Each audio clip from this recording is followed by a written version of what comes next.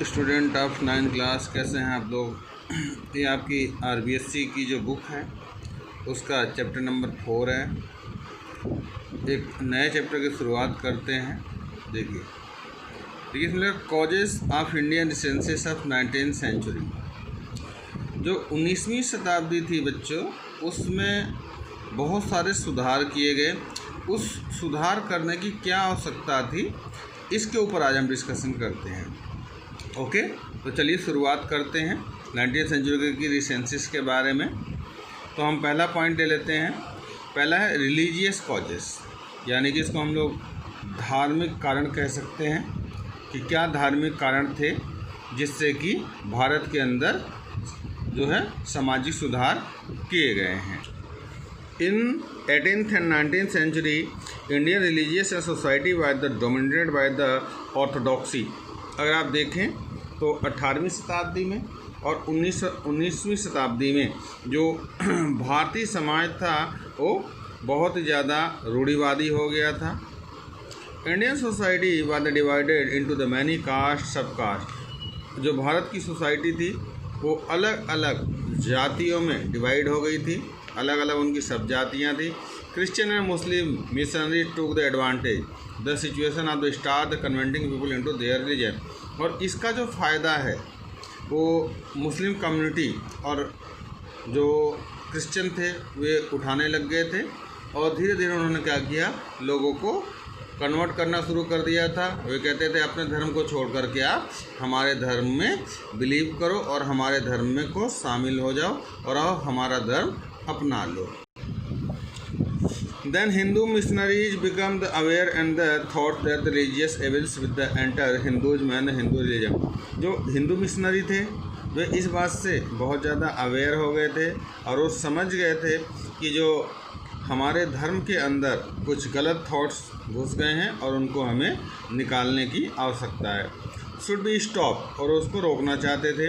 He reform it will be inspiration among the country people, और वो अपने देश के लोगों को बहुत ज़्यादा इंस्पायर करना चाहते थे और उन लोगों को बचाना चाहते थे।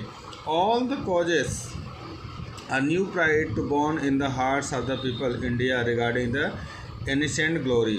और उन लोगों ने भारत के अंदर एक नया संचार करने का प्रयास किया जिससे कि लोगों के दिलों में एक जो भारत का प्राचीन इतिहास रहा है उसके बारे में सम्मान और उसके आइडियल्स के बारे में उन्होंने लोगों को जागरूक करना शुरू कर दिया। It's gave the inputs national movement, और इसके बाद उन्होंने ये जो इसका जो इनपुट्स था, इसका जो रिजल्ट था, वो हमको हमारे जो नेशनल मूवमेंट्स हैं, राष्ट्रीय आंदोलन के अंदर हमको देखने को मिलता है। ओके बच्चों, अब अगला देखते हैं। Spread of western education during the British rule in India. Spread western education took the place. देखिए, जैसा आप सभी जानते हैं कि जब यहाँ पर अंग्रेज़ों का शासन था तो उन्होंने हमारे यहाँ पे जो इंग्लिश शिक्षा है उसका बहुत तेज़ी से विस्तार किया था।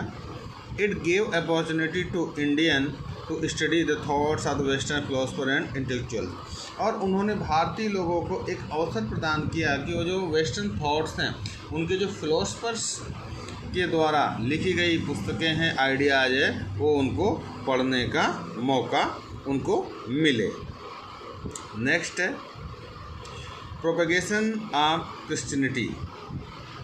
देखिए, activeness of Christian missionary created a great reaction in Indians.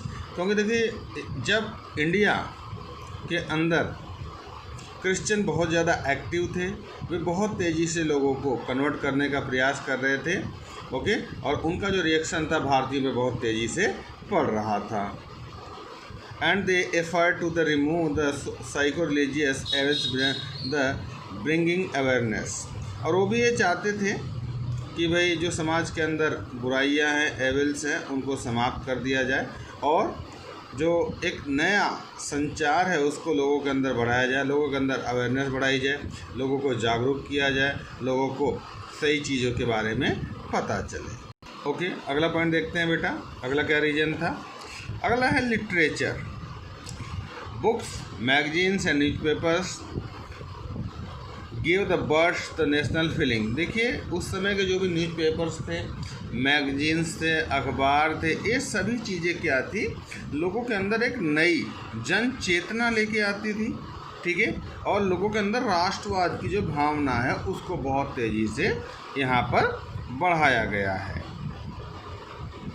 जैसे फीलिंग अमंग देम द आनंद मठ, संवाद comedy and Shivaji, Marathi novel, बहुत सारी ऐसी पुस्तकें थी जो उस समय लिखी गई और वो बहुत ज़्यादा फेमस हुई, और उन्हीं सभी ने जो भारत के लोगों के अंदर एक नई चेतना का संचार किया। Next reason, printing press and the printing materials. Due to the establishment of printing press in India, जब भारत के अंदर न्यूज़पेपर छापने का प्रिंटिंग प्रेस लगा दिया गया था, newspapers and magazines in English were published up to 1875।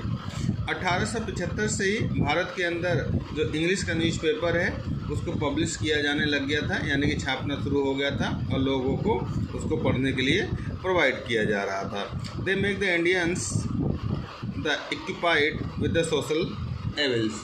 जो भारतीय थे उन्होंने बहुत मदद करी, क्योंकि इसकी माध्यम से ही, ठीक है, जो समाज के अंदर बहुत ज़्यादा बुराइयां थी उसको इन्होंने दूर करने का प्रयास किया। नेक्स्ट रीजन देख लेते हैं बच्चों, wave of Buddhist philosophy in Europe during the period. जो यह एक ऐसा समय था, a wave of Buddhism philosophy was the prevailing Europe.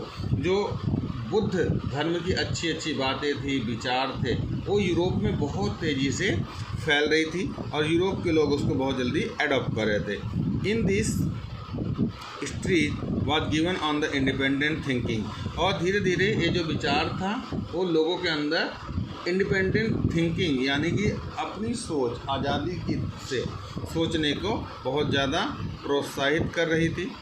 Indians also adopt the some are the introduced Indian knowledge and culture to the Europeans।